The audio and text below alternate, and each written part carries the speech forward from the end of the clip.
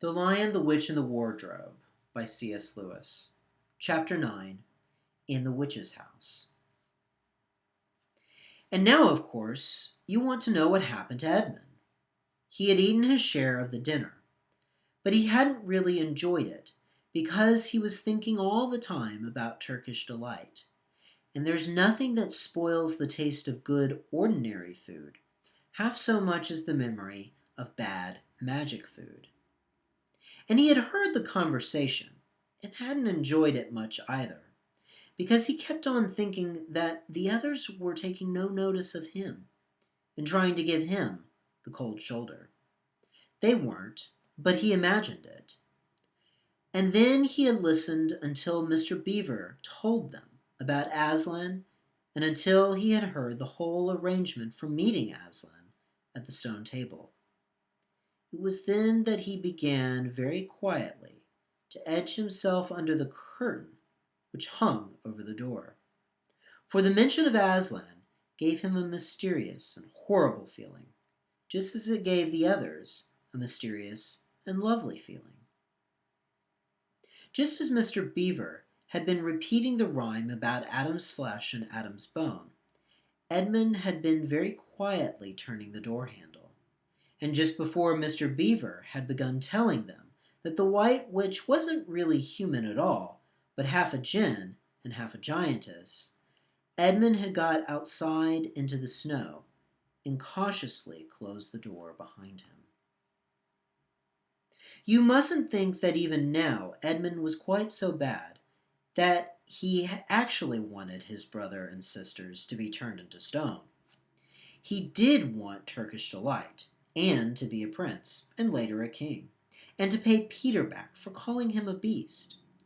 As for what the White Witch would do with the others, he didn't want her to be particularly nice to them, certainly not to put them on the same level as himself. But he managed to believe, or pretend he believed, that she wouldn't do anything very bad to them. Because, he said to himself, all these people who say nasty things about her are her enemies, and probably half of it isn't true. She was jolly nice to me anyway, much nicer than they are. I expect she is the rightful queen, really. Anyway, she'll be better than that awful Aslan.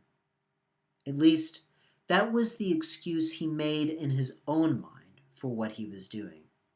It wasn't a very good excuse, however, for deep down inside him, he really knew that the White Witch was bad and cruel. The first thing he realized when he got outside and found the snow falling all around him was that he had left his coat behind in the beaver's house. And of course, there was no chance of going back to get it now. The next thing he realized was that the daylight was almost gone, for it had been nearly 3 o'clock when they sat down to dinner, and the winter days were short. He hadn't reckoned on this, but he had to make the best of it. So he turned up his collar and shuffled across the top of the dam. Luckily, it wasn't so slippery since the snow had fallen, to the far side of the river. It was pretty bad when he reached the far side. It was growing darker every minute, and what with that and the snowflakes swirling all around him, he could hardly see 3 feet ahead. And then, too, there was no road.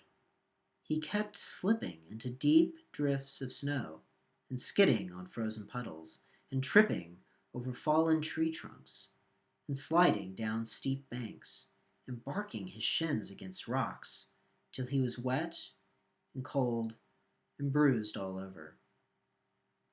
The silence and the loneliness were dreadful. In fact, I really think he might have given up the whole plan and gone back and owned up and made friends with the others if he hadn't happened to say to himself, "When I'm king of Narnia, the first thing I shall do will be to make some decent roads." And of course, that set him off thinking about being a king and all the other things he would do, and this cheered him up a good deal. He had just settled in his mind what sort of palace he would have, and how many cars, and all about his private cinema, and where the principal railways would run, and what laws he would make against beavers and dams, and was putting the finishing touches to some schemes for keeping Peter in his place when the weather changed. First the snow stopped. Then a wind sprang up, and it became freezing cold. Finally, the clouds rolled away, and the moon came out.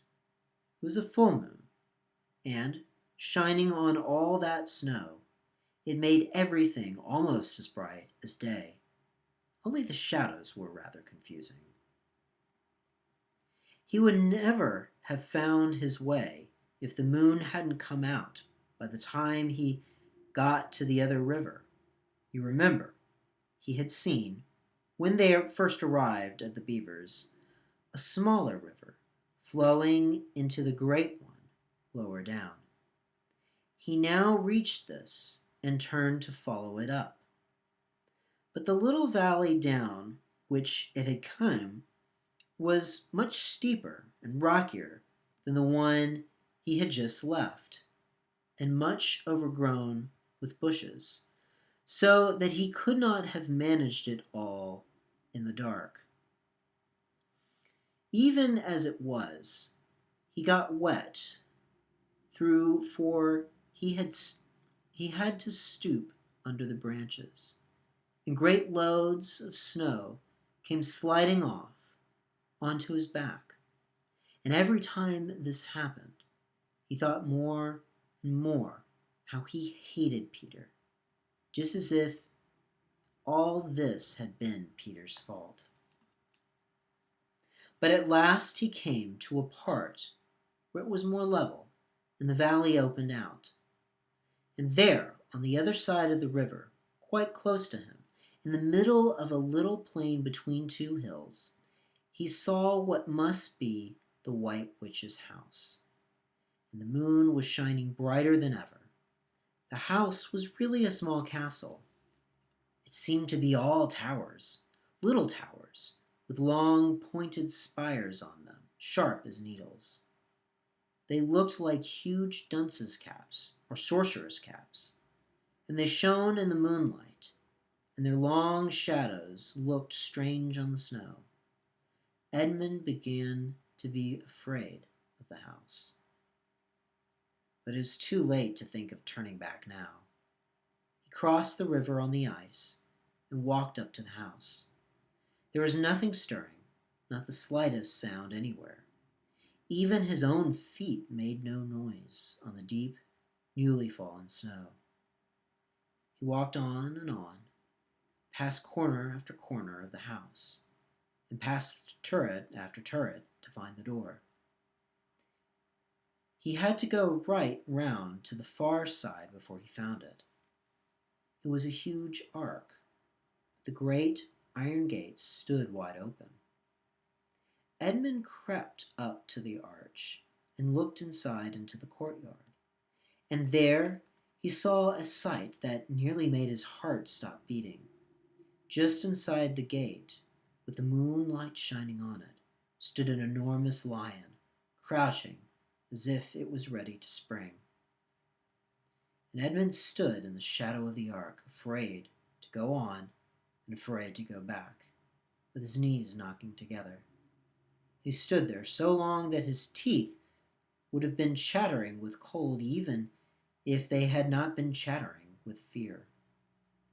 How long this really lasted, I do not know, but it seemed to Edmund to last for hours.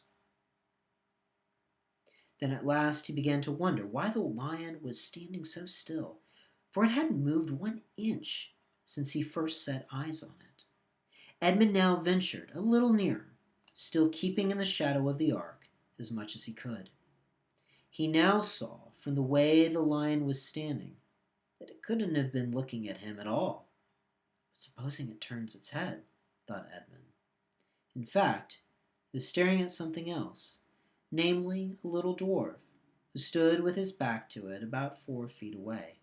Aha, thought Edmund, when it springs at the dwarf, then will be my chance to escape.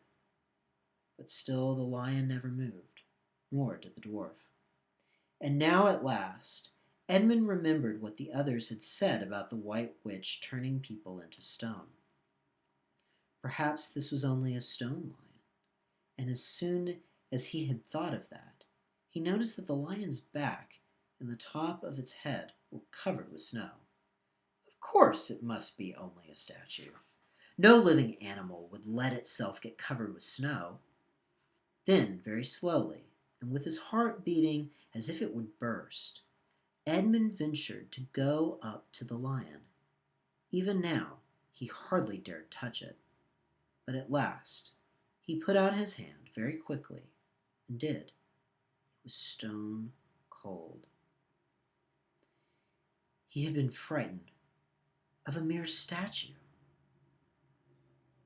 The relief which Edmund felt was so great that in spite of the cold, he suddenly got warm all over right down to his toes. And at the same time, there came into his head what seemed a perfectly lovely idea. Probably, he thought, this is the great lion Aslan that they were all talking about. She's caught him already and turned him into stone. So that's the end of all their fine ideas about him. Pfft, who's afraid of Aslan? And he stood there, gloating over the stone lion. And presently he did something very silly and childish. He took a stump of lead pencil out of his pocket and scribbled a mustache on the lion's upper lip, and then a pair of spectacles on its eyes. Then he said, "Yeah, silly old Aslan, how do you like being a stone? You thought yourself mighty fine, didn't you?" But in spite of the scribbles on it, the face of the great stone beast still looked so terrible and sad and noble, staring up in the moonlight, that Edmund didn't really get any fun out of cheering at it. He turned away and began to cross the courtyard. As he got into the middle of it, he saw that there were dozens of statues all about, standing here and there rather as pieces stand on a chessboard when it is halfway through the game.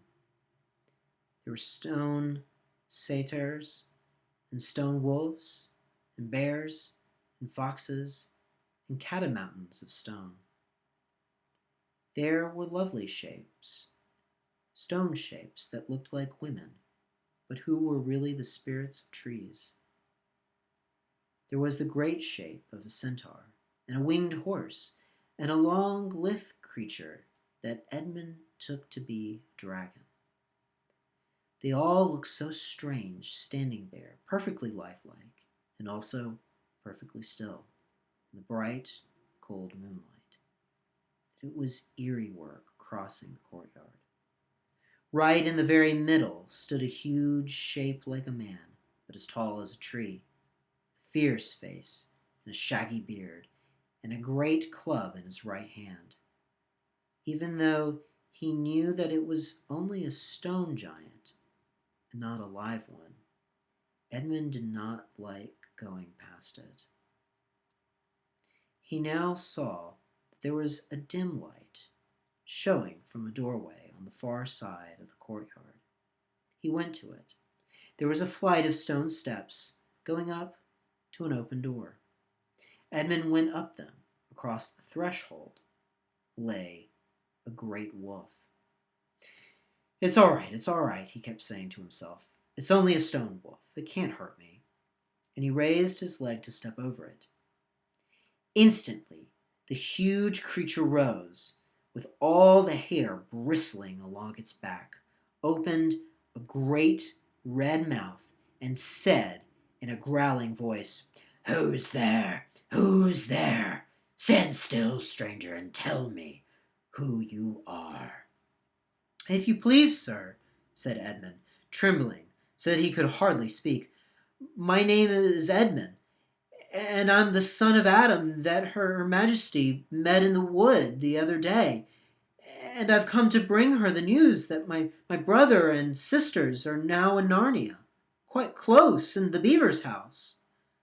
She she wanted to see them." "I will tell Her Majesty," said the wolf.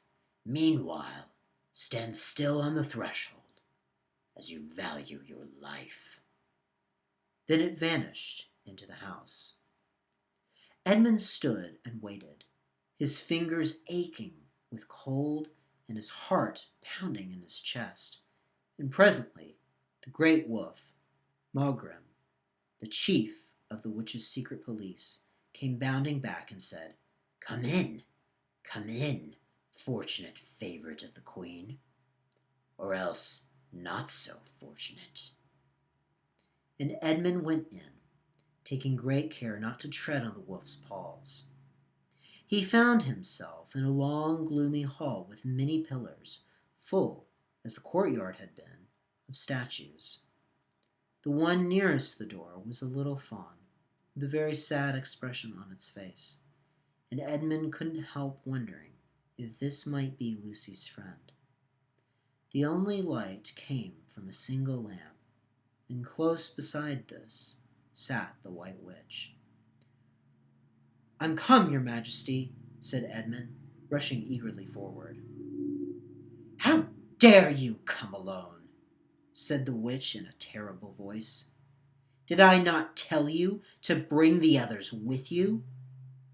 "Please, your Majesty," said Edmund, "I've done the best I can. I've brought them quite close. They're in the little house on top of the dam just up the river, with Mr. and Mrs. Beaver." A slow, cruel smile came over the witch's face. "Is this all your news?" she asked. "No, your Majesty," said Edmund, and proceeded to tell her all he had heard before leaving the beaver's house. "What? Aslan?" cried the queen. "Aslan? Is this true? If I find you have lied to me—" "Please, I'm only repeating what they said," stammered Edmund. But the queen, who was no longer attending to him, clapped her hands. Instantly, the same dwarf whom Edmund had seen her with before appeared. "Make ready our sledge," ordered the witch, "and use the harness without bells."